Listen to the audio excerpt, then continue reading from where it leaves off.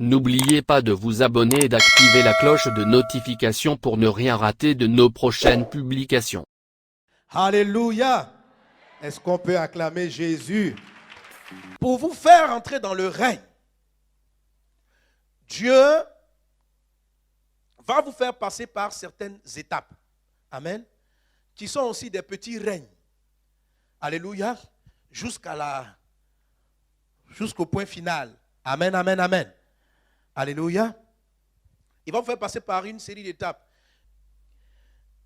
Joseph est l'exemple d'une personne qui croit en Dieu, qui invoque le Seigneur, qui vit dans la présence de Dieu et qui va arriver à mener une nation païenne, une nation occulte, une nation pervertie, une nation corrompue à reconnaître qu'il y a un seul Dieu, le Dieu de Joseph. Dieu va passer par Joseph pour manifester cela. Ça, c'est assez important. Dieu va faire la même chose avec Daniel. Ces deux exemples m'intéressent particulièrement parce qu'eux, ils ont évolué au sein d'une génération qui ne croyait pas en Dieu, dans des peuples qui ne croyaient pas en Dieu. C'est beaucoup facile quand vous êtes de régner en Israël. En Israël, tout le monde a la parole de Dieu comme norme. Mais ceux-là, ils sont rentrés dans le règne, dans des pays où la constitution même dit qu'il y a beaucoup de dieux. Où la débauche, la prostitution est courante, c'est légal. Où la perversion, l'homosexualité, toutes ces choses-là sont légales. Nous évoluons dans un monde pareil. Mais la Bible dit ceci, que tu es la lumière du monde et tu es le sel de la terre. Amen. Amen. Et pendant plusieurs fois, nous avons expliqué ce que ces expressions-là signifient. Amen. Sel de la terre, je vous ai expliqué que le sel est un élément, qui pour influencer la sauce doit rester en contact avec elle. Quelqu'un me suit? La lumière est aussi un élément qui pour éclairer ne doit pas rester au contact de celui qu'elle veut éclairer. Quelqu'un me suit? Si tu veux t'éclairer à la torche, tu ne prends pas la torche, il faut coller ça sur toi. Tu prends la torche et tu éclaires. La lumière doit être détachée de ce qu'elle veut éclairer. Quelqu'un est-il avec moi? Voilà. Le sel, s'il veut saler une solution, le sel doit être au contact de la solution dont tu veux changer le goût. Quelqu'un me suit? C'est deux choses différentes. Et c'est ce que le Seigneur utilise. Il dit, vous êtes la lumière du monde. Et puis, vous êtes le sel de la terre. Il ne dit pas, vous êtes le sel du monde. Ce n'est pas pareil. Il ne dit pas, vous êtes la lumière de la terre. Les expressions sont très justes, elles sont précises. Quelqu'un est-il avec moi? Sel de la terre, c'est tout ce que Dieu a créé. Les plantes, la terre, c'est là où nous sommes. Ça, c'est la terre. Le monde, c'est différent de la terre. Le monde, c'est le système. C'est une mentalité, comme on dit par exemple le capitalisme, c'est le monde. Dans le monde aujourd'hui, pour devenir directeur, pour régner, il faut faire des pots de vin. Vous savez, ça c'est le monde. Le monde dit, si tu es une femme, tu veux prendre des postes, ça c'est le monde. Tu dois quelquefois te livrer au patron. Ça, c'est pas bon. Et ce n'est pas la vérité, c'est du mensonge. C'est pourquoi la Bible appelle Satan. Non, le père du mensonge, il dit, Satan est le prince des ténèbres. Satan, il est le prince du monde. Il règne sur le monde. Mais la Bible ne donne pas la royauté. Satan ne règne pas sur la terre. Il règne sur le monde. Il faut savoir qu'il y a une différence entre le monde et la terre. Ce n'est pas pareil. Le monde, c'est un système de pensée, de réflexion. Ce sont des idées. C'est une forme sagesse qui régit le comportement d'un certain nombre d'individus. Et le système, quand on dit Satan, la Bible dit Satan est le prince de ce monde. Il est le prince de ce monde. Mais il n'est pas le prince de la terre. La terre, c'est Dieu qui l'a créée. Mais le système, par exemple, on dit, si tu n'as pas fait ceci, tu n'as pas cela, pour avoir de l'argent, il faut... Tu vois, il y a tout un ensemble de choses qui sont qui sont faux et qui amènent les humains qui vivent dans le système du diable à mentir, à tricher. Et quand tu es dans le monde, tu as l'impression que la vie chrétienne est un problème. Parce que ta manière de fonctionner n'est pas acceptée par le monde. Dans le monde, on ne fonctionne pas comme ça. Dans le monde dit aux jeunes filles, tu dois vite connaître les hommes. Le monde, lorsque tu dis que tu t'es gardé pur pour ton mariage, le monde rit. On dit que c'est de la folie, ça n'existe plus ça. C'était à l'époque de nos aïeuls. C'est le monde. Et ce qu'ils disent est contraire à la parole de Dieu. Alléluia. Alors le Seigneur dit, ne soyez pas dans le monde. C'est pourquoi il dit, si quelqu'un aime le monde et les choses qui sont dans le monde, l'amour du Père n'est point en lui. Mais on n'a pas dit si quelqu'un aime la terre. La terre, il faut l'aimer. Dieu veut régner sur la terre. Le monde, c'est un système malsain qui doit disparaître. Mais la terre a été créée par Dieu. Dieu ne va pas laisser sa création aux mains du diable. Il faut faire attention. C'est le monde que Dieu va détruire. Est-ce que quelqu'un comprend? Alléluia. Alors, il dit ceci, vous êtes le sel de la terre. Ça veut dire, la terre, là, on est à Abidjan. C'est la terre d'Abidjan, de la Côte d'Ivoire. Il dit, vous êtes le sel de la terre. Ça veut dire, pour que mon règne vienne au travers de vous, restez sur la terre. Elle dit, le sel reste en contact avec l'élément qu'il veut saler. La terre a des problèmes.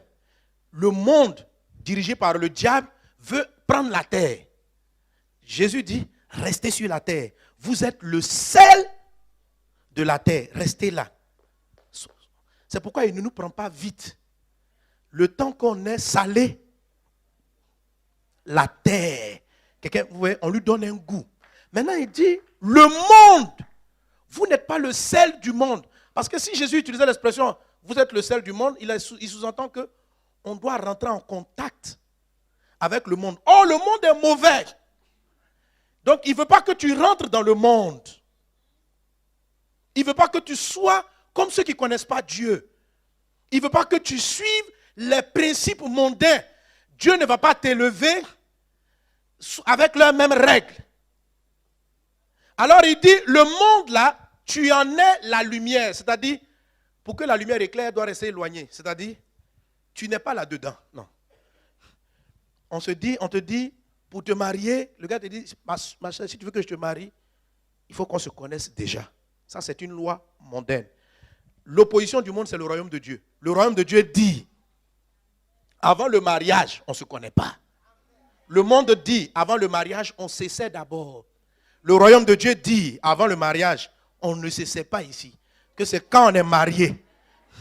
Voilà, c'est des règles différentes. Alors, tu peux te marier selon le monde et tu peux te marier selon Dieu.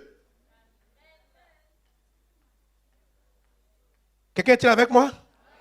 Tu peux faire avancer ta société selon le monde et tu peux faire avancer la société que tu diriges selon Dieu. On n'est pas dans le même système. Nous appartenons au royaume de Dieu. Tout le monde est sur la terre. Mais tout le monde n'a pas le même roi. Ceux qui sont du monde ont pour roi le diable. Nous représentons un autre royaume. Le royaume de Dieu. Celui qui règne sur nous, c'est Dieu. Et nous obéissons à ses règles, à ses lois et à ses principes. Et nous sommes convaincus que le royaume de Dieu est la solution pour tous. Quelqu'un est-il avec moi? Alors il dit, restez loin du monde et puis éclairez-les. Il faut que ceux qui sont dans le système du monde voient votre lumière et qu'ils se tournent vers le Seigneur. Mais ne dites pas que vous allez quitter la terre maintenant. Si Jésus vient nous enlever, en fait Jésus ne va pas venir nous enlever à moins que tous les humains aient entendu parler de lui. Et ça, c'est notre devoir en tant que chrétiens. S'il y a des gens qui restent assis dans leur coin, c'est pourquoi peut-être depuis là, Jésus n'est pas revenu.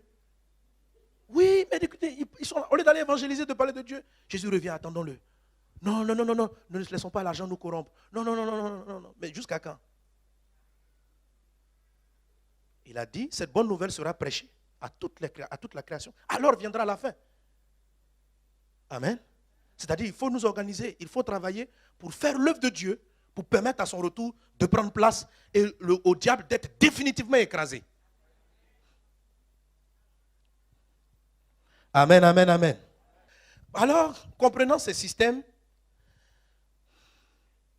Dieu, pour te faire rentrer dans le règne, parce que quand je dis de la régner, je ne t'ai pas dit de devenir un païen, ou de dire, le pasteur dit, il faut influencer l'environnement. Donc, tu rentres dans le système, on te dit, marie-toi selon les lois, les principes de Dieu. Tu dis, non, il va se convertir. Il me demande qu'on se connaisse avant le mariage. Si je veux qu'il se tourne vers toi, Jésus, je rentre dans le monde, nous deux on se connaît, et puis après je vais le ramener à Christ. Ah là, non, tu vas rétrograder.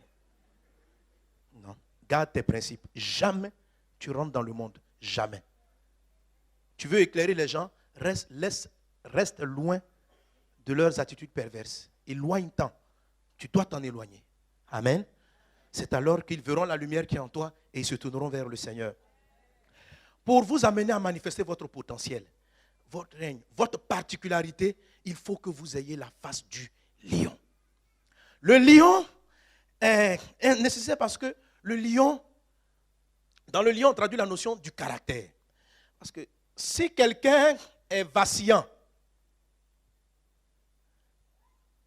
tes opinions, tes croyances ne sont pas fermes en toi, tu vas constamment les remettre en cause devant les menaces financières. Tu vas les remettre en cause. Donc tu ne peux pas manifester le règne de Dieu parce que tu es corruptible. Tes idées ne sont pas claires. Ton oui n'est pas oui. Ton non n'est pas non. Au début, on dit, frère, on te demande, on dit, bon, tu es chrétien? Oui. Tu crois en Jésus? Oui. Maintenant, un jour, on t'invite à la table des rois de ce monde. Toi qui rendais grâce toujours avant de prendre ton repas. Parce que tu vois, les DG sont là, les directeurs sont là. Tu as honte de bénir Dieu. Et tu dis, il ne faut pas qu'il sache que je suis chrétien. Si je sais que je suis chrétien, parce que ici, là, pour pouvoir avoir un poste, il faut être occultiste. Et tu arrives. Si dans tes rendre grâce même, peut-être tu faisais le croix bien, tu priais. Mais là, au lieu de rendre grâce, tu ne pries plus. Merci. On dit, frère, on dit, mon ami, qu'est-ce que tu fais? Oh, non. Voilà. Tu as honte de l'évangile, tu as honte. Le règne de Dieu ne peut pas manifester si on n'a pas ce que la Bible appelle le caractère. C'est-à-dire, alléluia, ta foi n'est pas marchandable. Tu n'as pas honte de qui tu es. Tu n'as pas honte. Nous avons développé une grande communion avec Dieu, nous prions. Mais pourquoi beaucoup parmi nous n'entrent pas dans le règne? Parce que Dieu même n'est pas sûr que quand l'argent et le pouvoir sera dans tes mains, il n'est pas sûr que tu gardes ton même comportement. Il n'est pas sûr de toi. Il n'est pas sûr. Aujourd'hui, tu es humble, tu salues tout le monde. Mais quand l'argent va venir, seras-tu humble? Tu vas saluer encore tout le monde? Ou bien tu vas marcher comme les gens du monde? Oh, les petits, laissez-nous passer. Ou bien ton cœur va se corrompre. Dieu veut que nous manifestions sa gloire sur la terre. Mais il nous aime plus, il n'a pas envie de nous perdre. Amen. Donc, vous voyez, c'est un peu comme, n'est pas à double tranchant. Combien coûte ta vie de sainteté? Combien? À partir de combien de montant tu peux revoir en cause ta vie de chasteté? Quelle est la pression féminine qui peut t'amener à remettre en cause ta fidélité à ton conjoint? Est-ce qu'il n'y a pas une belle fille là, si tu la rencontres?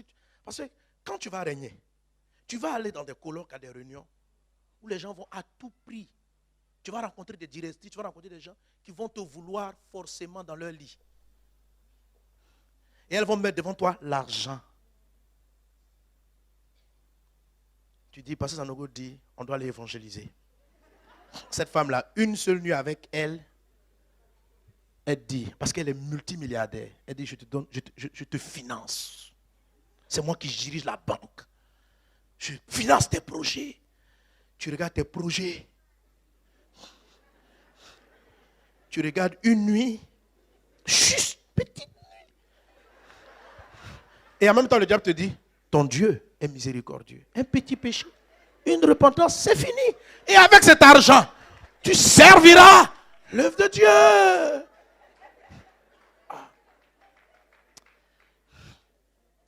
Est-ce que là, tu vas rester fermé? Et tu vois, ce genre de tentations-là arrivent où tu as besoin d'argent. Ton projet est là, face à toi. Il te faut les milliards maintenant pour monter ton projet. Et on vient te les présenter là comme ça. Ça coûte une nuit. Une petite nuit. Et puis, c'est même pas toute la nuit. Vers 2h du matin, tu pourras rentrer à la maison. Ta femme ne saura même pas.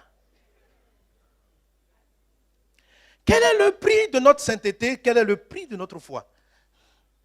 Nous voulons faire venir le règne de Dieu dans un environnement qui a des principes bizarres. Le monde. Écoute-moi, et tu es choisi pour aller au sommet. Tu peux y arriver. Et c'est pourquoi, vous savez, des gens comme les Daniel, c'est-à-dire, Daniel, on vient lui dire, le roi dit, on ne prie plus. Que celui qui prie, on va le tuer. La Bible dit, quand Daniel a entendu la loi, il est rentré chez lui et puis il s'est mis à prier. Ça veut dire, quand ils lui ont dit ça, c'est là même qu'il a augmenté sa prière. Ils sont venus le prendre pour le jeter dans la fosse aux lions. Et là est intervenue la face de l'aigle. Dieu a amené les lions à fermer leur gueule. Et Daniel est passé au-dessus. Et qu'est-ce qui s'est passé? Ces gens-là qui ont voulu tuer Daniel étaient les corrompus de la République. Les mauvais du pays qui empêchaient le roi de craindre Dieu. Daniel est resté ferme. Ça, c'est le caractère du lion. Il a gardé sa foi, caractère du lion. On le jette dans la fosse au lion. Dieu qui règne. La Bible dit, vous allez dominer les animaux. Ferme la gueule des lions. Le lendemain, Daniel est vivant. Et ce sont les corrompus de la République qui sont jetés dans la fosse. Et Daniel prend l'ascendant dans le pays. Le roi dit, après ce décret, il dit, mais tous vos dieux là, c'était la banalité. Il y a un seul qui est Dieu, le Dieu de Daniel, derrière même tout le monde. Amen. L'évangile est proclamé parce que quelqu'un est resté droit, est resté intègre. Et Dieu a démontré par lui la grandeur. Ces gens-là, on leur a dit, on ne prie pas. Voilà la statue, adorez-la. Ils disent, nous, on n'adore pas. Combien de chrétiens, on a dit, Dieu, tu sais, si je n'adore pas, ils vont me tuer. Dans la vie, il faut être sage. Je vais me prosterner. Mon corps va se prosterner. Mais tu dis que les vrais adorateurs adorent le Père en esprit et en vérité. Je fais ça, mais mon esprit ne se prosterne pas. Ah non. Les gars, ils ont refusé. On dit prosternez-vous, ils sont debout. Prosternez-vous, ils sont debout. Prosternez. Ils disent niet. Ils ont été polis avec le roi, polis avec tout le monde. Caractère d'agneau. Mais ils ont été fermes. Caractère du lion. On dit jetez-le au feu. Quand le lion commence à agir, le ciel se lève. Jésus même descend dans la flamme. Tout ce qui a brûlé, c'était les cordes. Et le roi était là. Eux tous, ils ont commencé. Excusez-moi, les gens ont fait leurs besoins sur eux. Là. Ces gars-là ne brûlent pas. Écoutez, la dimension de Daniel, ces gens-là, nous sommes pareils. Mais nous avons, même pas pareil, nous sommes supérieurs. Nous sommes supérieurs en puissance et en grâce. Mais il y a des choses que Dieu ne fera pas dans notre vie si nous sommes prêts à brader nos valeurs.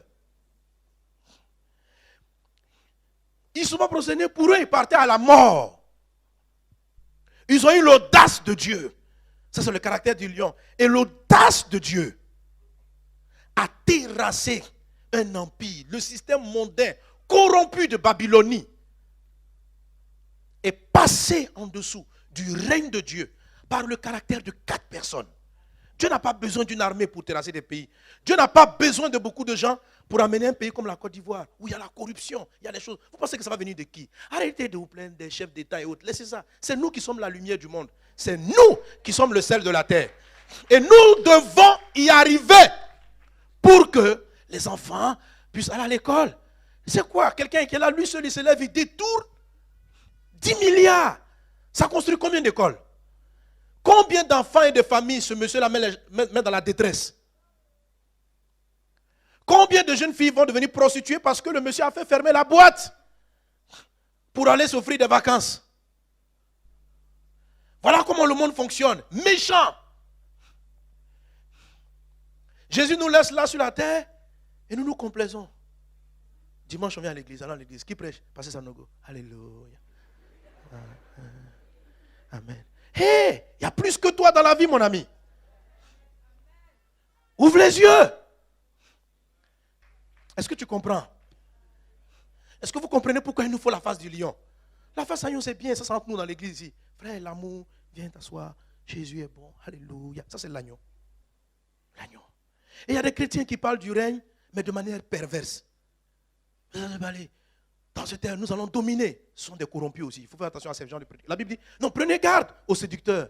Nous allons régner. Mais quand il parle de règne, il parle de quoi? On va avoir des voitures, on va avoir des maisons. C'est ça le règne. Les païens, ils ont les voitures, ils ont les maisons.